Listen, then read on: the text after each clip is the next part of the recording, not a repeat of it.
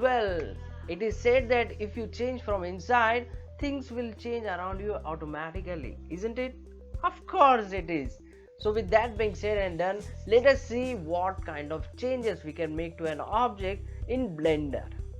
For that to happen, first of all, I need to go here in the object mode button. If I click here, a drop down menu will come with lots of options.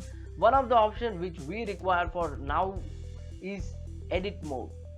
Edit means we can edit, we can make changes in the object. For that to happen, we have three modes here and a lot of tools here which we will be seeing as we go, but for now we will see what these three buttons will do. The first button is the vertex mode, the second button is the edge mode, third button is the face mode. What this helps us is, if I go into the vertex mode, I can select one of the vertex and make changes. I am tapping G and I can make any changes to that vertex. If I select edge mode, I can select one of the edge and tapping G I can make any changes I want.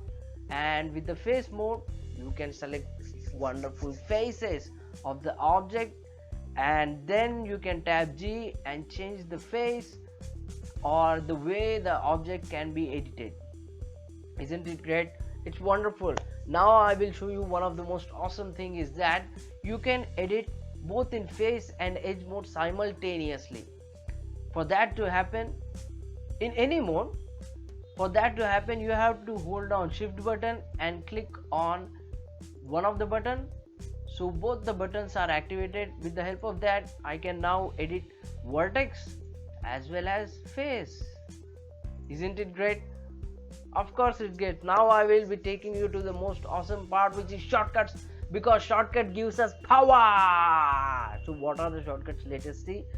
With the help of 1 on the keyboard, not on the number pad, on the keyboard, if you tap 1, you are going to go to the vertex mode.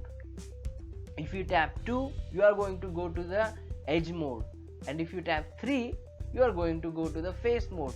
And if you want to select more than 2 modes, you can hit shift. What I mean to say is that now we are in the face mode, shift 1.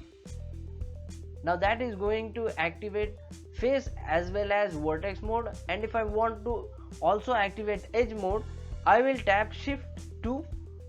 Now all the three options are available, which means that I can select one of the vertex, make any changes, I can select the edge, make any changes, and I can select the face and make any changes.